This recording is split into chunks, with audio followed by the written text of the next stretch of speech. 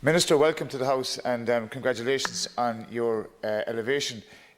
Can I begin with a discordant note? It's disappointing, Minister, that the Minister with responsibility is not here, because I want to raise primarily two issues. One is that in an Appropriations Bill which we all support, and which is an important element of, as Senator Coyne said, our parliamentary fixture, normally it's on the last day, the last sitting of the legislative calendar.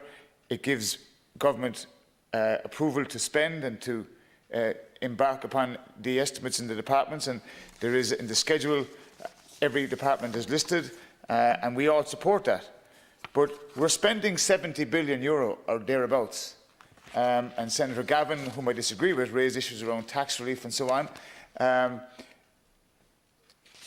We set up a budgetary oversight committee in the Oireachtas, which we agree on. But I do believe now, Minister, it is important that we look at how we can debate this type of measures and not just shoehorn it into the last day of a calendar year. And I don't blame you, Minister, now, and I'm not casting any dispersions on you. But I think as a Parliament, if we're on about parliamentary reform, then this is one area where we as parliamentarians can play a role, not just in the scrutiny, but in the discussion, the debating. And Senator Coyne, Senator Casey and others have also made reference today in the order of business about the hospitality sector, about supports for local government and so on. And that's why it's important. Cathaoirleach, it's regrettable that the Appropriations Bill does not see any mention of councillors' pay and conditions. We are allocating a sum of money to pay and conditions, rightly so, to members of An Garda Síochána, of the Defence Forces, in all the departments, in all the sectors, for the salaries and expenses of, for the retired pay and pensions, compensation, allowance and gratuities payable. Yet there is no decision made on councillors' pay and conditions by government. We had the Moorhead report, we've had former Minister John Paul Phelan, Minister Peter Burke has sent a memo, a submission to the Department of Public Expenditure and Reform, DEPR. And I will say, Minister, today in this House, it's time that government made its mind up. You're either for local government and you're either for our councillors, and that means paying them properly, fairly and justly, irrespective of who they are and what political ideology they come from. They work hard, they deserve to be treated fairly.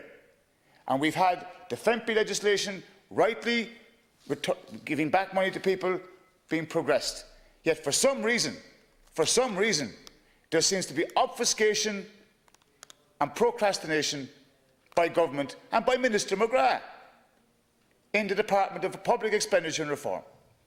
And I will make an appeal to you, Minister, today to go back to the department and say, please just sign the statutory instrument and pay the public representatives of our country at local authority level a just and fair remuneration for the work that they do.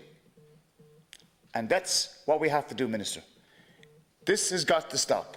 It's codology of the highest order that we are now on the last sitting day in the House of the Oireachtas in 2020, and we have not had a government decision on councillors' pay and conditions.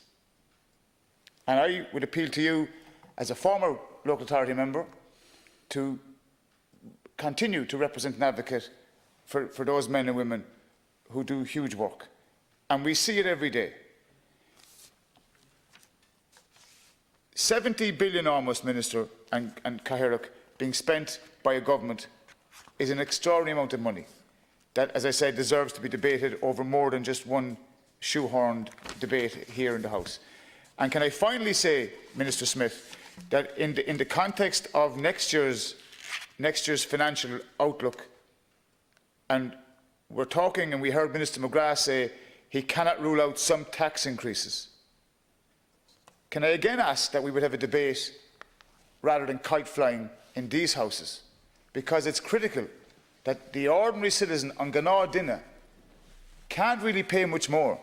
And as Senator Casey eloquently said this morning in the order of business, there are hard-pressed people in the hospitality sector who have lost businesses, who have lost jobs, who have no income coming in other than the pandemic unemployment payment, and they are facing into 2021 with complete uncertainty. And you know full well, Minister, where I'm coming from here.